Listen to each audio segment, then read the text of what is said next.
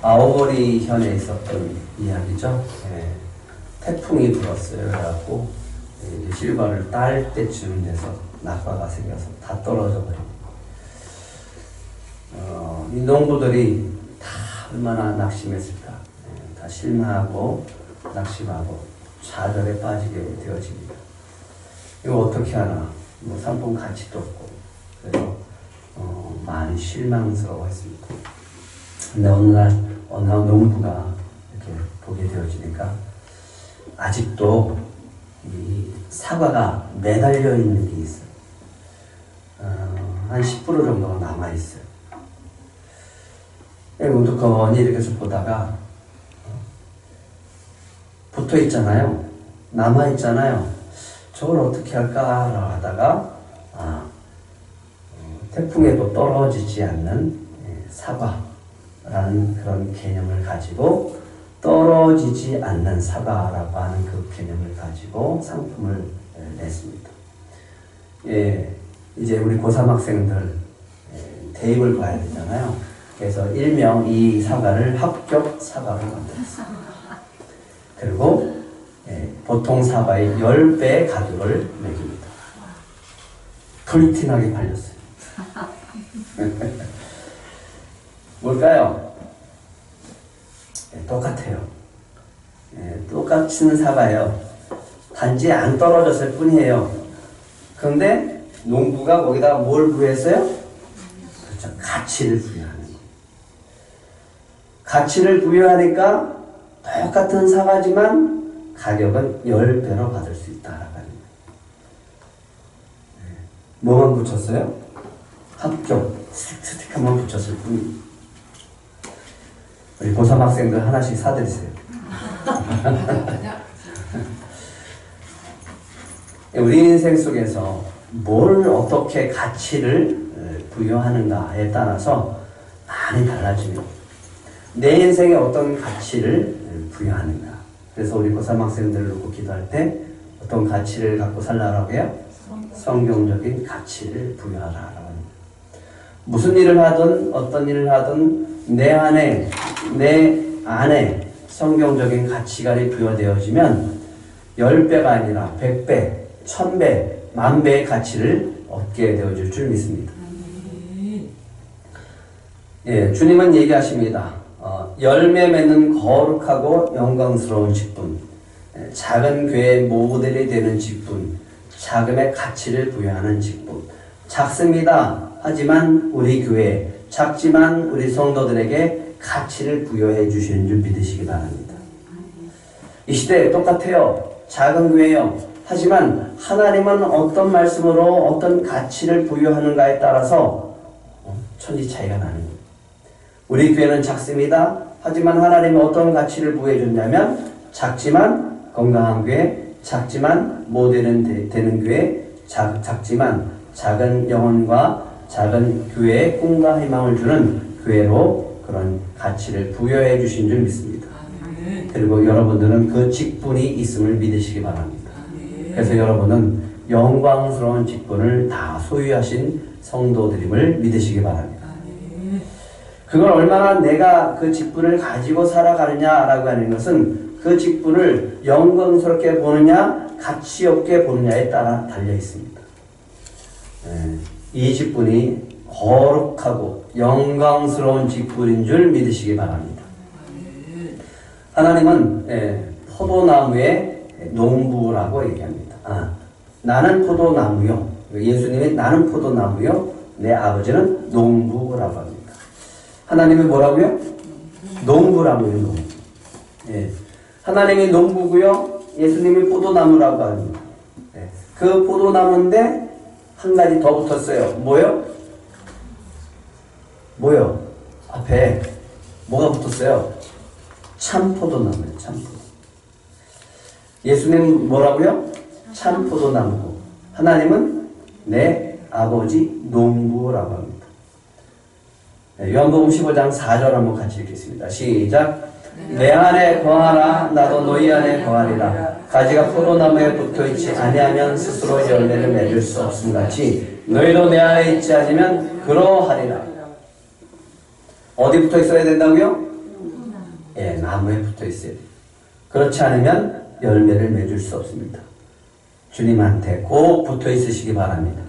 떨어지면 열매를 맺을 수 없습니다. 주님께서 우리에게 가치를 부여하시는 그 주님을 우리가 꼭 붙잡고 있을 때 그 가치가 부여진 대로, 부여하신 대로, 그 직분대로 우리를 사용하실 줄 믿습니다. 그것이 우리 주님이 받으시는 영광이고 그 영광이 우리 안에 충만하게 되어질 줄 믿습니다. 이제 성령을 받아야 됩니다. 성령을 보내주신다라고 했는데 그들이 준비하는 것이 있습니다. 예수님이 승천하시면서 얘기합니다. 예루살렘을 떠나지 말고 내게서 들은 바 아버지께서 약속하신 것을 기다려라. 약속하신 것이 뭐죠? 성령입니다. 그럼 왜 성령을 부어주시나요? 예수님은 승천하시고 이 땅에 계시지 않습니다. 함께 하실 수가 없어요. 그때 예수님 대신에 보내주시는 분이 성령님이십니다.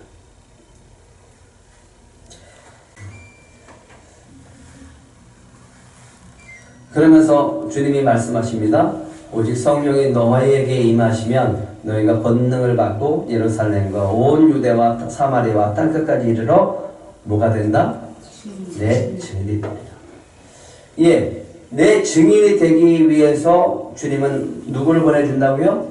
성령을 보내주십니다. 그러니까 성령이 임해야 주의 일들을 감당하게 되어지는데 예루살렘과 온 유대와 사마리아와 땅끝까지 나아가서 복음을 전할 수 있는 이 능력은 어디에서부터 오느냐? 성령으로부터 온다라고 합니다. 그래서 그들은 예수님의 말씀을 믿고 한 곳에 마가의 다락방에 모여서 120명의 사람들이 모여서 간절히 기도하게 되어집니다. 이때 예수님이 승천하시면서 위임하신 명령이 있습니다. 마태복음 28장 19절 20절입니다. 한번 같이 읽겠습니다. 시작. 그러므로 너희는 가서 모든 민족을 제자로 삼아 아버지와 아들과 성령의 이름으로 세례를 베풀고 내가 너희에게 분반 모든 것을 가르쳐 지키게 하라 볼지어다 내가 세상 끝날까지 너희와 항상 함께 있으리라 하시니라. 여기서 보면 지금 예수님은 승천하시고 안 계시죠? 근데 누구의 이름으로 세례를 베풀라고 그래요? 성령의 이름으로 세례를 베풀라고 합니다. 그러면 성령의 이름으로 세례를 베풀기 위해서는 제자들에게 뭐가 필요한 거예요? 성령이 임해야죠. 근데 예수님은 승천하셨잖아요? 함께 하지 않잖아요? 근데 뭐라고 약속하십니까? 내가 세상 끝날까지 너희와 항상 함께 있으리라. 주님은 우리 안에 성령으로 함께 하시는 줄 믿으시기 바랍니다. 눈에 보이지는 않지만 우리 안에 늘 항상 동행해 주시는 줄 믿으시기 바랍니다. 그래서 간절히 기도하고 있어요. 그러면 성경에 보니까 오로지 기도했다라고 하니까 그냥 오직 24시간 기도만 했다라는 뜻일까요? 그렇지는 않습니다. 기도를 하면서 베드로가 뭐 했냐면 성경을 묵상을 해요. 뭘 했다고요? 성경을 묵상합니다. 그때 성령께서 깨닫게 하시는 것이 있습니다.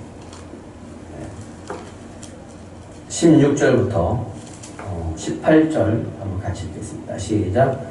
형제들아 성령이 다윗의 입을 통하여 예수 잡는 자들의 길잡이가 된 유다를 가리켜 미리 말씀하신 성령이 응하였으니 마땅하도다. 이 사람은 본래 우리 수 가운데 참여하여 이 직무의 한 부분을 맡았던 자라. 이 사람이 우리의 삭수로 밭을 사고 후에 몸이 곤두박질하여 배가 터져 창자가 닿으러 나온지라. 성경을 보는데 시편을 보게 되어집니다. 그랬더니 시편 69편에 보니까 다윗이 이야기를 하고 있어요. 베드로는 도대체 가룟 유다가 왜 그랬을까? 왜 예수님을 배신했을까? 왜 그는 자살했을까를 가지고 의문이 있었어요.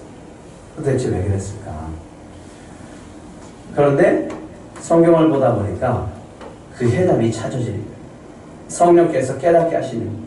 성령이 다윗의 입을 통하여 예수 잡는 자들의 길잡이가 된 유다를 가리켜 말씀하신 성경이 응하였으니 마땅하도다. 그러면 이 말씀이 어디 있다라고 하는 거예요? 성경에 있다라는 거예요.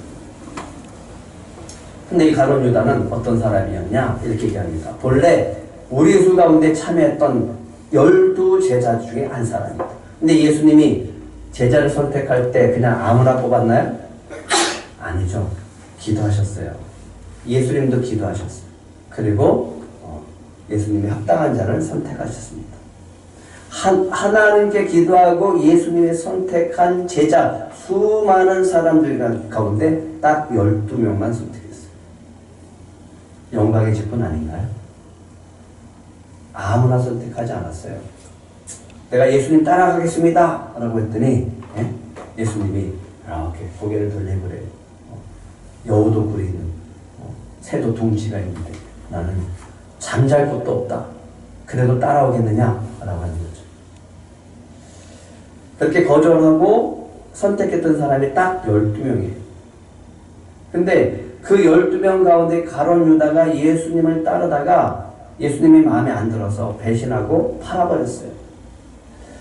직무를 맡아서 처음부터 끝까지 충성하는 사람은 정말 그 직분이 영광된 직분이 되어질 줄 믿습니다. 근데 이렇게 하다가 보면 저렇게 하다 보면 마음에 들지도 않고 힘들 때가 있어서 그만둘 때가 있어요. 주님이 주시는 직분은 다 영광의 직분인 줄 믿으시기 바랍니다. 소홀한 게 없고 하찮은 게 없습니다. 주님이 주신 것은 다 영광의 직분인 줄 믿으시기 바랍니다. 이 사람이 어떻게 했냐면 이 사람이 불의의 밭을 사고 예수님을 팔았던 그 돈을 가지고 밭을 사봤다라고 하죠. 사실은 돌을 던져버렸지만 대지시장이 그렇게 한 것이지만 이렇게 이야기하고 있습니다. 불의의 삭스로 밭을 사고 그 후에 몸이 곤두박질하여 배가 터져 창자가 다 흘러나왔다. 아주 비참한 죽음을 당했다라고. 도대체 왜 그랬을까? 왜 이런 죽음을 맞이했고 왜 가룟 유다는 예수님을 배신해서 그 길을 갔을까? 왜 그렇게 소중하고 귀하고 영광된 직분을 던져버렸을까라고 하는 거죠. 네, 베드로가 깨닫게 됐습니다. 이것도 하나님의 섭리라고 하는 것을 깨닫게 되어집니다. 19절, 20절 같이 읽겠습니다. 시작. 이 일이 예루살렘에 사는 모든 사람에게 알려져 그들의 말로는 그 밭을 아겔다마라 하니 이는 피밭이라는 뜻이라. 시편에 기록하였으되 그의 거처를 황폐하게 하시며 거기 거하는 자가 없게 하소서 하였고 또 이르렀으되 그의 직분을 타인이 취하게 하소서 하였도다. 이게 성경에 나와 있는 거예요. 가룟 유다의 죽음이 성경에 나와 있는 거예요. 다윗을 통해서 시편 69편의 말씀으로 나와 있는 거예요. 그것을 보다가 깜짝 놀랐어요. 이것까지도 하나님의 섭리. 모든 것들이 하나님의 섭리고 하나님의 주권 가운데 일어나는 줄 믿으시기 바랍니다. 그렇기 때문에 우리에게 주신 직분을 그냥 준 게 아니다라고 우리는 생각하셔야 돼요. 나에게 맡겨주신 직분, 나에게 맡겨주신 그 모든 것들은 그냥 준 게 아니라 하나님이 우리를 너무너무 소중하고 우리에게 맡겨줄 만해서 그리고 특별히 주시는 은혜 속에서 그것을 잘 감당하라고 주신 직분인 줄 믿으시기 바랍니다. 그런데 성경을 읽다가 깜짝 놀래요. 시편 69편 25절 한번 같이 읽겠습니다. 시작. 그들의 거처가 황폐하게 하시며 그들의 장막에 사는 자가 없게 하소서. 피밭 아겔다마라는 곳은 사람들이 사지 않고 살지도 않습니다. 저주받은 땅이라고 생각해요. 그런데 시편 109편 8절에 보면 이런 성경 구절이 있습니다. 같이 읽겠습니다. 시작. 그의 연수를 짧게 하시며 그의 직분을 타인이 빼앗게 하시며. 여기서요. 그의 직분을 타인이 빼앗게 하시며 내가 예수님의 제자로서 살아가다가 그것을 버려버렸어요. 근데 그러면 그 직분을 어떻게 되는 거예요? 다른 사람이 가지라는 거예요. 차지하는 거예요. 아, 그렇구나. 지금 몇 명이에요? 가룟 유다가 죽었어요. 11명이잖아요. 한 자리가 비잖아요. 베드로가 생각합니다. 그 한 자리, 가룟 유다가 버리고 떠난 그 직분을 한 사람이 가져가야 된다 라고 하는 게 깨달아집니다. 한 자리가 채워져야 된다라고 하는 거예요. 예. 빼앗긴 영광의 직분 다시 찾아와야 된다라고 하는 거예요. 그래서 12제자로 시작해야 된다라고 하는 것을 깨닫게 되어집니다. 그 직분은 너무너무 소중한 직분이에요. 그 직분은 하나님이 주시는 영광의 직분이에요. 거룩한 직분이에요. 사단에게 빼앗겼다면 다시 찾아와야죠. 그리고 다시 시작해야 되는 거예요. 뭐 하기 전에? 성령 받기 전에. 그런데 우리는 그 영광의 직분을 받으실 때 한 가지 각오를 해야 됩니다. 그 영광의 직분을 통해서 우리는 한 가지 각오를 해야 되는데 영광의 직분이 있기 때문에 우리는 공격을 받을 수 있다라고 합니다. 너무너무 소중하니까 항상 사단이 공격을 하게 되어지기 때문에 우리는 뭘 받냐면 미움을 받을 수 있습니다. 마태복음 5장 10절에 보면 이렇게 합니다. 의를 위하여 박해를 받는 자는 뭐가 있습니까? 복이 있습니다. 믿으십니까? 네. 천국이 그들의 것입니다. 우리는 욕심이 있어요. 영광의 직분은 받되 박해는 안 받습니다. 미움은 안 받습니다. 나로 말미암아 너희를 욕하고 박해하고 거짓으로 너희를 거슬러 모든 악한 말을 할 때는 너에게 뭐가 있다? 예, 많이 욕먹으세요. 왜 그럴까요? 예수를 믿으면 미움을 받는 거예요. 왜요? 세상은 그러니까. 예수 믿는 사람들 싫어요. 예수 믿는 사람들을 싫어한다니까요? 예수 믿는 사람들 환영 못 받는다니까요? 너무 속상할 때가 있어요. 목사라고 얘기하는 사람들이 멀리하는 거예요. 우리 아이들이 어릴수록 더 그런 것 같아요. 청년이면 더 그런 것 같아요. 근데 주님은 우리에게 이런 말씀합니다. 마태복음 5장 12절 같이 읽겠습니다. 시작. 기뻐하고 즐거워하라. 하늘에서 산 너희의 상이 큼이라. 너희 전에 있던 선지자들도 이같이 박해하였느니라. 예, 뭘 각오해야 돼요? 우리는 영광의 직분을 받으면 뭘 각오해야 된다고요? 예, 미움받을 각오를 하셔야 됩니다. 미움받을 각오를 하실 때, 내가 미움받을 때, 주님을 믿고 따라갈 때 미움을 받으면 그게 복이고 그게 축복인 줄 믿으시기 바랍니다. 요한복음 15장 19절 20절 한번 같이 읽겠습니다. 시작. 너희가 세상에 속하였으면 세상에 자기의 것을 사랑할 것이나 너희는 세상에 속한 자가 아니요 도리어 내가 너희를 세상에서 택하였기 때문에 세상이 너희를 뭐한다? 미워한다.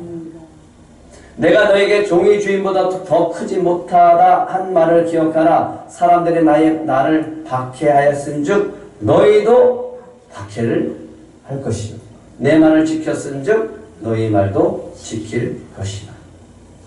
예, 베드로는 각오합니다. 그 직분 영광의 직분이지만 성령을 받고 우리가 세상 앞에 복음을 전하고 예수님의 증인대로 살아가면 미움받을 것을 압니다. 그런데도 그 길을 갑니다. 왜? 그것이 축복이고 그것이 영광된 직분이기 때문에 그렇습니다. 아우 목사님 이것만 하지 말라. 우리가 제자 훈련할 때 늘 체크할 때 제일 안 되는 부분이 있었죠. 제가 물어봅니다. 한 주간 복음을 전하신 분이 있습니까? 가끔 가다가 네 하시는 분도 있지만 대부분은 없어요. 안 했습니다. 라고 하죠. 불편하죠? 복음 전하는 게 쉬운가요? 쉽지 않죠. 그래서 저는 이렇게 갑니다. 모든 사람이 다 천국에 들어가면 얼마나 좋을까. 네?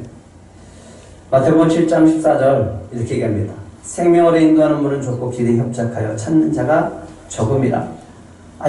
문이 작아요, 좁아요. 들어가지 못해. 사람들이 별로 없어. 그냥 이렇게 반대로 얘기했으면 생명으로 인도하는 문은 넓고 길이 엄청 커서 넓고 많은 사람이 가는 길이다 라고 하면 우리가 뭘 안 할 수 있어요? 뭘 안 해도 돼요? 그렇죠. 전도 안 해도 되죠. 그럼 얼마나 좋아. 그죠? 목사님 제발 이번 체크할 때 복음을 전한 사람이 있습니까? 이 말 안 했으면 좋겠는데. 전도한 사람이 있습니까? 라고 하는 그런 말 안 했으면 좋겠는데. 그러면 복음 전할 필요가 없어요.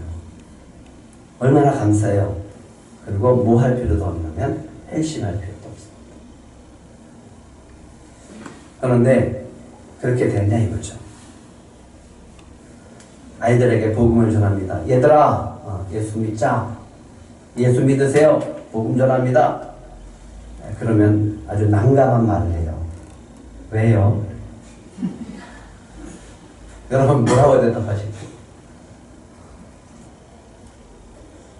예, 아직도 스피커로 확 외치고 이렇게 편말을 가지고 다니시는 분도 있습니다. 예수천당 불신주. 예전에는 존경하고 기도해드리고 그랬어요. 그런데 슬슬 이렇게 창피해지기 시작하는 거예요. 이런 목사님들이 옆에 가는 게 좀 불편해지기 시작하는 거예요. 그런 차가 막 주인을 막 소리 확성기에다가 스피커를 소리를 크게 틀어놓고 외치고 다닐 때 참 마음이 불편해지기 시작하는 거예요. 근데 이런 분들이 서서히 드러나는데 아주 충격적이에요. 전 이대로 살다가 지옥 갈래요. 도대체 뭘 알고 저런 말을 할까? 네? 또 가끔가다 이런 말을 하는 사람을 보면 너무너무 가슴이 아파요. 그런 사람이 천국 간다면 나는 거기 안 갈 거예요.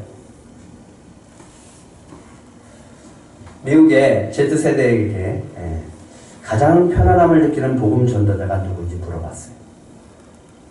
다시 설명할게요. Z세대, 이 젊은 세대, 이 어린 세대들에게 물어봤어요. 가장 편안함을 느끼는 복음 전도자가 누구인지 물어봤다니까요. 13세에서 18세. 판단하지 않고 경청하는 자. 판단하지 않고 경청하는 자. 어떻게 전도해야 되나 그러면? 판단하지 마세요. 경청만 하세요. 복음은 판단하지 않고 경청하는 자, 결론을 강요하지 않는 자가 좋대요. 이렇게 전도해달래요. 어떻게 해야 돼요?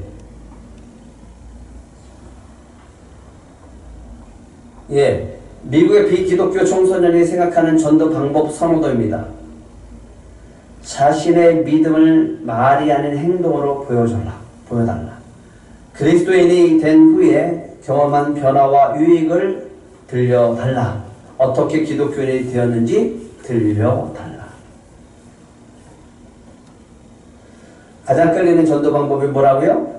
자신의 믿음을 말이나 행동으로 보여주는 것. 보여달라는 거예요. 가장 끌리지 않는 전도 방법이 있대요. 성경 구절을 언급하는 것.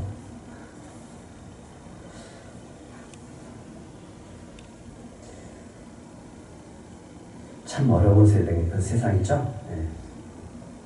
우리는 영광의 직분을 받으신 줄 믿으시기 바랍니다. 그래도 우리는 혐오의 대상이 되었다고 할지라도, 기독교인들을 바라보면서 손가락질하는 많은 사람들이 많아졌다고 할지라도 20분은 영광의 직분인 줄 믿으시고 복음 전하는 자들이 되시기를 축복합니다. 그래도 뭐라고 해도 왜요? 미움받을 각오를 해야 되니까. 미움받는다면 그분은 지금 영광의 직분을 충실히 감당하시는 직분인 줄 믿으시기 바랍니다. 네. 영광의 직분은요, 부활의 소망을 전하는 직분입니다. 1장 21절 한번 같이 읽겠습니다. 1장 21절 시작.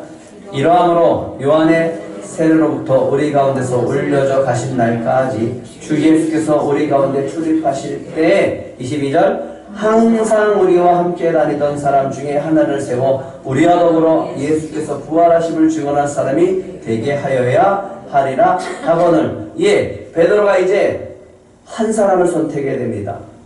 조건을 겁니다. 누굴까? 어떤 사람이 적합할까? 이 두 구절에 있습니다. 유다의 직분을 대신할 자격의 요건은 요한의 세례를 받으신 때부터 승천하신 날까지 우리를 택하신 사도들과 함께 다녔던 사람 중에 한 사람이에요. 그리고 예수님이 승천하시면서 당부했던 말씀 가운데 마지막 명령, 예수께서 부활하심을 증언할 사람입니다. 이 사람이 바로 유다의 직분을 대신할 한 사람입니다. 몇 사람이요? 한 사람. 예, 우리 대학교 대입을 준비하는 우리 고3 학생들만 경쟁률이 높은 게 아니에요. 마지막 유다 직분을 대신할 사람들도 경쟁률이 높습니다. 120분의 1, 120대 1. 누가 선택할까? 120명 중에 누가 선택할 것인가를 보겠죠. 예. 그런데 여기에 들지도 않았던 한 사람이 사도 직분을 받은 사람이 있습니다. 누굴까요? 바울이에요. 바울은 여기 들지도 않았어요. 바울은 여기 들지도 않았는데 고린도전서 15장은 무슨 장일까요? 예. 부활을 전하는 복음의 장입니다. 고린도전서 15장에서 이런 말을 합니다. 지금 뭘 전합니까? 바울이 부활의 복음을 전합니다. 내가 받은 것을 먼저 너에게 전하였노니 이는 성경대로 그리스도께서 우리의 죄를 위하여 죽으시고 십자가의 죽음 전했죠. 두 번째, 장사 지낸 바 되셨다가 성경대로 사흘 만에 다시 살아나사 게바에게 보이시고 후에 12제자에게와 많은 사람들에게 보이셨고 마지막에 자기한테 보여줬다라고 얘기하면서 이렇게 얘기합니다. 맨 나중에 만삭되지 못하여 난 자와 같은 나한테, 이렇게 부족한 나한테도 보이셨습니다. 뭘 전하고 있어요? 부활의 예수님을 전합니다. 그는 이렇게 얘기합니다. 자기를 이방인의 사도로 세우셨다. 그러면서 이 직분이 얼마나 중요한지를 얘기하면서 고린도전서 15장 9절 이렇게 얘기합니다. 우리 같이 읽겠습니다. 시작. 나는 사도 중에 가장 작은 자라. 나는 하나님의 교회를 박해하였으므로 사도라 칭함받기를 감당하지 못할 자였다. 그런데 나를 선택해 주셨고 나를 이방인의 사도로 세워주셨으니까 이 직분이 얼마나 귀하냐라고 하면서 로마서 11장 13절 내가 이방인이 너에게 말하노니 내가 이방인의 사도인 만큼 내 직분이 어떻다고요? 영광스럽게. 여러분은 어떤 직분을 가지고 영광스럽게 여겨야 됩니까? 들꽃에게 주신 영광스러운 직분, 이 두 가지입니다. 작은 영혼과 작은 교회 꿈과 희망을 주는 직분을 주신 줄 믿으시기 바랍니다. 작은 교회 모델이 되는 공동체의 직분을 주신 줄 믿으시기 바랍니다.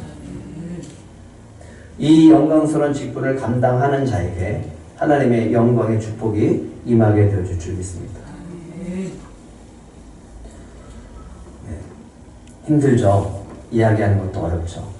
혐오스럽죠. 복음 전하는 거 어렵죠. 믿으라고 해도 듣지 않죠. 그래도 우리는 해야 됩니다. 그게 우리에게 주신 영광의 직분이니까. 세 번째는요, 영광의 직분이 하나님 나라를 세운 직분이에요. 우리 24절, 25절 한번 같이 읽겠습니다. 시작. 그들이 기도하여 이르되 무사람의 마음을 아시는 주여 이 두 사람 중에 누가 주님께 택하신 바 되어 봉사와 및 사도의 직무를 대신할 자인지를 보이시옵소서. 유다는 이 직무를 버리고 제 곳으로 갔나이다. 어떻게 기도했다고요? 네. 뭇사람의 마음을 아시는 주여. 두 사람이 선택되어졌어요. 네. 두 사람이 후보로 등장했습니다. 둘 중에 누구를 선택해야 됩니까? 우리는 간절히 기도할 뿐입니다. 봉사와 및 사도의 직무를 대신할 자, 봉사와 사도의 직무를 대신할 자입니다. 영광의 직분은 하나님 나라를 위해서 봉사하는 직무고 하나님이 맡겨주신 사도의 직분을 감당하는 직분이다라고 합니다. 유다가 버렸어요. 하지만 그 버린 직분을 이 두 사람 중에 한 사람을 선택해 주세요. 최종 선택한 것은 우리가 아니라 우리는 기도할 뿐이고 하나님, 주님이 선택한 줄 믿습니다 라고 하면서 기도하고 뭐예요? 제비 뽑아요. 그럼 뽑힌 사람은 누가 뽑아준 거예요? 네, 하나님이 뽑아주고 우리가 뽑지만 뽑힌 것을 주님이 선택했다라고 믿고 그 사람을 사도로 세워지게 되어집니다. 그리고 이렇게 얘기합니다. 제비 뽑아 마띠아를 얻으니 그가 11사도의 수에 들어가니라. 네? 왜 11사도에 12사도지?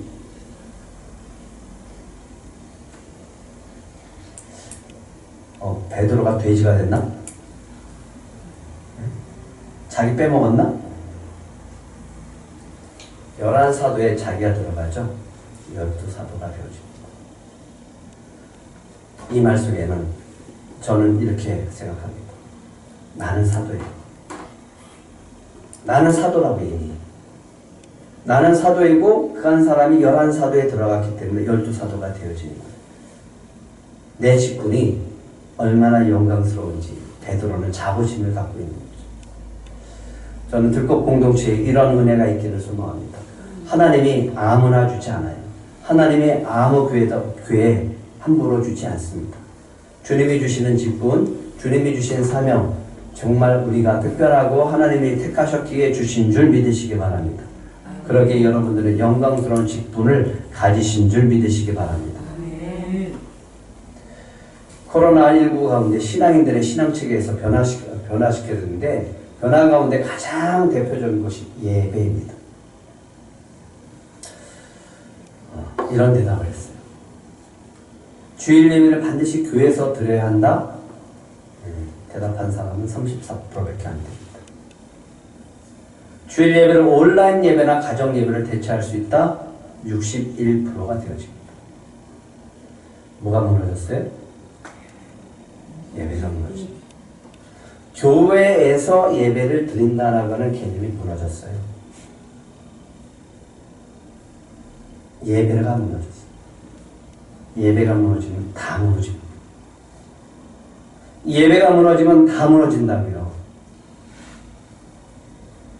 공동체가 예배 공동체인데 그 공동체 안에 예배 공동체로 들어오지 않으면 그 공동체는 무너질 수밖에 없습니다. 신앙이 있어도요, 교회에서 예배 드리지 않을 수 있다라고 얘기합니다.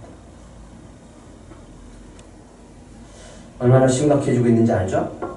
이렇게 얘기합니다. 반드시 교회에 가서 예배를 드려야 한다는 생각이 약화되었다. 지금 한국교회 실상합니다. 이 책이 있었어요. 한국교회 트렌드 2023 중에서 목회데이터 연구소에서 나온 책인데 이거를 읽으면서 제가 두 가지로 감동받은 거, 감동이 아니라 참 심각하다라고 생각하고 두 가지를 정리해봤습니다. 첫 번째는 동영상을 통해 다른 설교를 듣고 담임 목사와 상관없이 자신만의 신앙적 성향을 선택적으로 형성하게 되면서 이전보다 출석교회 목사의 설교 의존도가 약해지게 되었다. 제도 종교는 쇠퇴하고요. 개인적인 영성을 추구하는 방향으로 종교의 흐름이 달라지고 있다. 사람들은 영적인 것을 추구하고 있지만 그것을 반드시 교회에서 추구하기를 원하지 않는다. 뭘 느끼십니까? 앞으로는 더욱더 신앙생활하는 게 어렵고요. 앞으로는 더욱더 교회가 세워지는 것이 어려운 시대가 되어진다는 겁니다. 그러면 그럴수록 우리에게 주시는 직분은, 이 영광스러운 직분은 더욱더 귀중한 직분인 줄 믿으시기 바랍니다. 얼마나 우리가 책임감을 가져야 되는지 모릅니다. 앞으로는 더욱더 어려워지는 때가 옵니다. 어려워질 수밖에 없어요. 믿음을 지키는 게 어렵습니다. 신앙생활하는 게 어려워요. 다음 세대가 교회에 나오는 것이 더욱더 어렵습니다. 네, 예전에 영화 가운데 감동받았던 영화가 있었죠. 에릭 리델이라고 하는 사람을 주제로 해서 영화를 만들었습니다. 불의 전차라고 하는 영화를 만들었죠. 에릭 리델이라고 하는 사람은요, 실존 인물이었고요. 1924년 파리올림픽 때 400m 육상 경기에 금메달리스트였습니다. 근데 100m 달리기가 주일날 잡혔어요. 금메달 리스트라니까요. 후보예요. 뛰면 금메달이에요. 근데 주일이라고 그는 이렇게 됩니다. 달릴 수 없습니다. 100m 달리면 금메달이라니까요. 근데 얘기했다고요. 주일이기 때문에 내가 달리지 않습니다. 그렇게 포기했는데 너무 감사하게도 200m 경기에 동메달을 따게 되어지고요. 400m 경기에 47.6초라고 하는 세계 신기록을 세우면서 금메달을 목에 걸게 되어집니다. 그가 남긴 말이 아직도 우리에게는 굉장히 감동을 오게 되어집니다. 이렇게 얘기합니다. 처음 200m는 제 힘으로 뛰었습니다. 최선을 다해서 뛰었습니다. 나머지 200m는 하나님의 도우심으로 더 힘차게 달릴 수 있었습니다. 저는 우리 고3 학생들이 이런 고백이 있었으면 좋겠어요. 최선을 다해요. 최선을 다하고 주님을 믿는 믿음으로 달려갈 때 주님은 그 최선에다가 하나님의 은혜를 덧입혀 주는 줄 믿으시기 바랍니다. 우리가 하는 일도 그래요. 우리에게 주시는 사명이 있어요. 우리가 최선을 다해요. 그리고 성령이 임하면 성령께서 그 모든 것을 다 뛰어넘게 하시는 은혜가 있을 줄 믿습니다. 영광스러운 직분 주시면서 혼자 감당하라고 하지 않습니다. 주님이 감당하게 하실 줄 믿습니다. 영광스러운 직분으로 이제 성령이 임하면 시작되어지는데 참 놀랍습니다. 마띠아라고 하는 이름은요, 성경에 딱 2구절밖에 안 나와요. 사도행전 1장 23절, 26절밖에 나오지 않습니다. 저는 이렇게 생각해요. 딱 2군데가 나오기 때문에 이 직분은 더욱더 영광스럽다. 주님께 택하신 바 되어 봉사와 및 사도의 직무를 대신할 자인지를 보이시옵소서. 유다는 이 직무를 버리고 제 곳으로 갔나이다 라고 했는데 이 직분 누가 가져왔어요? 마태가 가져왔어요. 그리고 그는 영광스럽게 12사도의 이름이 들어갔고 하나님께 칭찬받고 영광스러운 직분을 가지고 살아가게 되지.